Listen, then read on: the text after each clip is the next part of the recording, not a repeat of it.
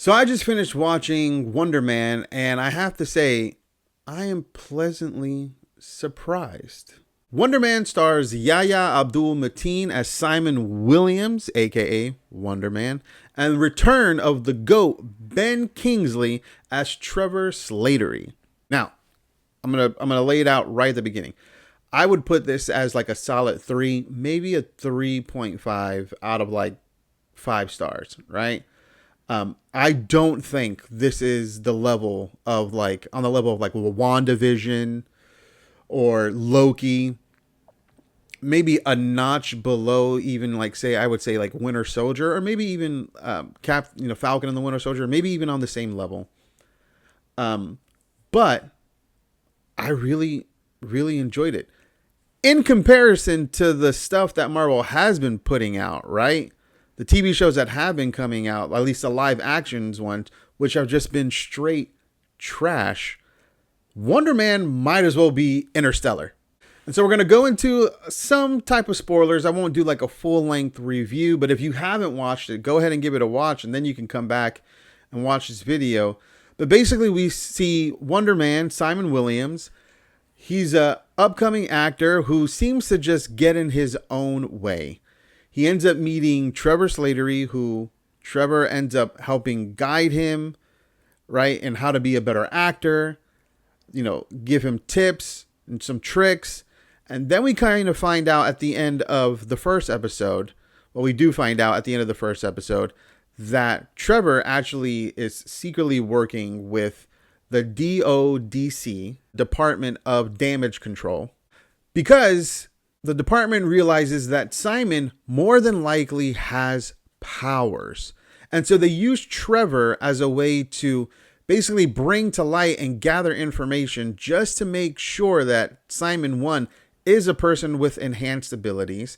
And if he is, then he would need to basically be locked up.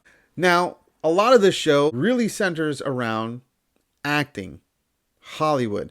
There seemed to be an emphasis on showcasing a lot of like the behind the scenes of Hollywood. And that's actually something that I'm very interested in. And so I liked being able to see it and see those little things that normally would happen on a set. But I do understand how there will be people out there who you may find this to just be kind of a bore and just really slow.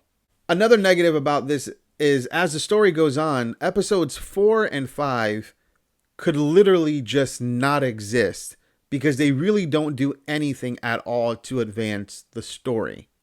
Episode 4 opens with a guy who is known as and will be known as Doorman. And episode 4 is nothing but his backstory, and it's all for the purpose of showing why and people with enhanced abilities can't be actors. Because the movie studios realize if we hire these people, there's a high chance of something go wrong, which something does go wrong. And it's a hilarious thing with Josh Gad. I do think it's worth watching, but as far as the service, does it do service for the entire story? It really doesn't. In fact, what I think would actually be better is if they had used that story literally in the first episode just to set the stage for us to understand this is what Simon as a character is dealing with. Like we now know, why is he being hidden? That's not really explained so much at the beginning other than the fact that, yeah, if you have powers, you want to stay hidden. But there's actually more of a reason. There's more of an emphasis in particular when it comes to the movie industry in this world where metahumans aren't allowed to be actors whatsoever. And I think that would have been best served had they shown that right at the beginning of the series. So again, I really liked the show. I'm actually, again, surprised at how much I did.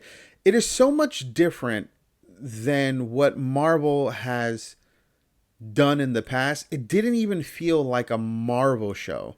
I understand the people who would think that it's boring, that nothing really happens. There really is only one action scene in which we see Simon use his abilities. My personal opinion on that scene is it kind of looked really sloppy, but I don't know if that was done on purpose because Simon's not a fighter, or at least the show didn't show him having any background in any like martial arts, boxing, or anything like that.